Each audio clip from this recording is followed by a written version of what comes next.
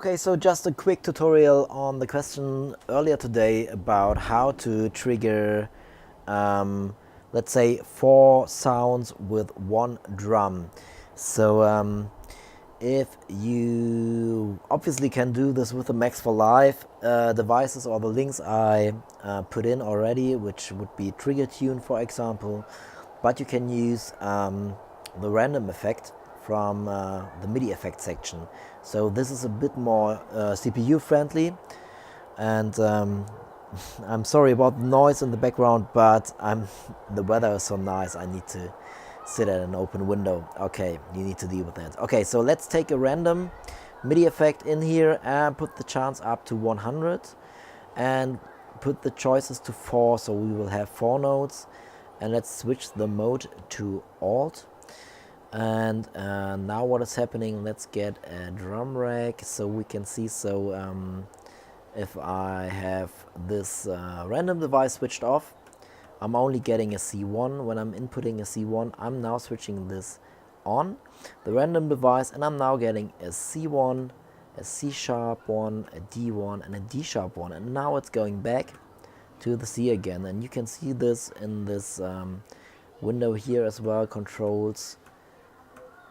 So 0 is yellow blinking, so you will get the C1 and then you're jumping up and you can go back this way. Okay, so so obviously you just want to have this affecting the C1 now, because you just maybe want the kick drum to trigger different samples. And when I'm now playing let's say an F1, it's doing the same to this note, as you can see now.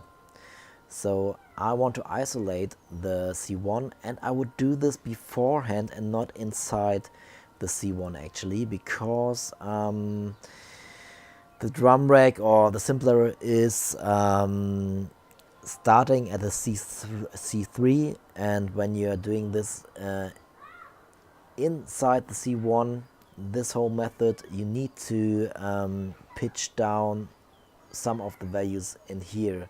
So I think it's easier to do it beforehand. So let's group this random device, open up the chain view. You can go into the chain view, you open up the key view now, and you can see when you're hitting your C1 or when you're sending in your C1, it's lighting up, and you can isolate this C1. So now only the C1 will be affecting or will be affected by the random, but no other notes will get through. So if I'm playing now an F, so I got no chain for this. So let's name the first chain kick C1, for example, and now you can just duplicate this and put this one onto the D1 for the snare, for example.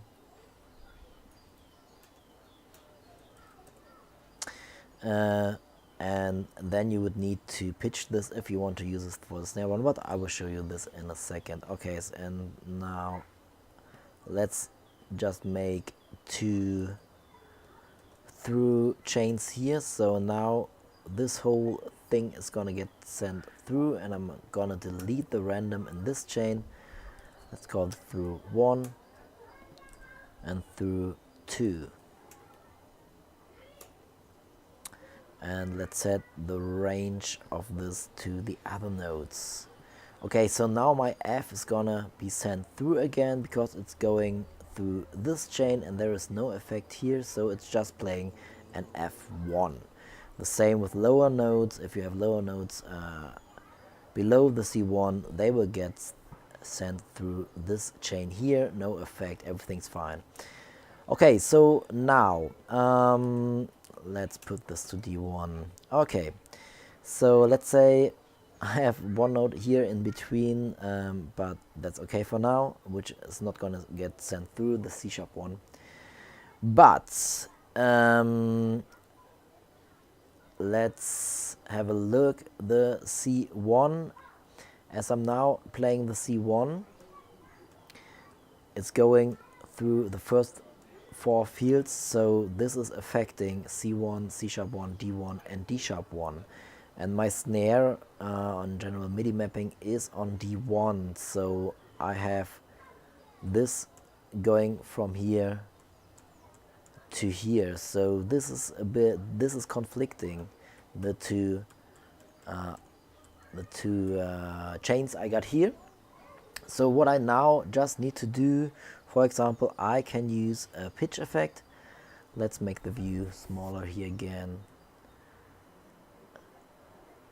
And I can add another MIDI effect called pitch and apply this to the chain of the snare D1. So and set this up 2 semitones. So the D1 now is starting at an E1 because it's pitched 2 semitones up. So these 4 fields would be played by the D1, sending in D1, but getting out an E1, F1, F sharp 1, and G1. And the C1, so the kick drum, you could say so, would play those 4 samples. So this way you would have this in one chain or in one row if you want to use it this way. Okay, so second part of this tutorial, which should explain why I think it makes more sense to do this operation before the drum rack and not inside the drum rack. One may argue that you have now 4 fields occupied for these sounds. Yes, that's right, but you could actually pitch it to whatever you want, and you got 128 fields here. So, and you could even have a drum rack chained as well, so you could use different chains with different drum racks with different sounds inside here. But if you do it the other way around, let us just quickly do this so I can show you the problem, or not a problem, but just one thing which is a bit more complicated. So let's say you have the same thing. Let's take this random we created earlier for this down, put this onto the C1. We have a chain here. So you can see now that it's actually playing, doing the same. Okay, I still have this activated. Okay, so I get C1 in now, and this is sending out C1, C sharp 1, D1, and D sharp 1 behind here. So if you would have different samples in here, let us use some drum sounds, they would get pitched. I explain this in a second, so just have a clap tape. So I would have this here now, and I would need to create 4 chains in here. So let's group this again, Command G, and we can again have the key in here.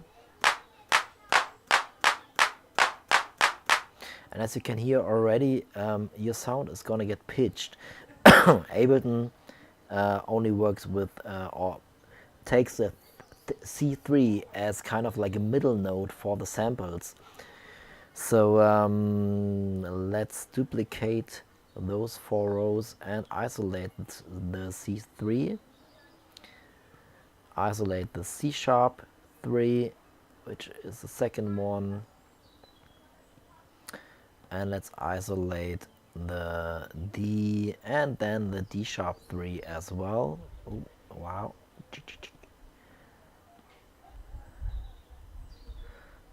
And for this, the large view is maybe the best to do. Bam and bam. Okay, so let's switch back to the small view.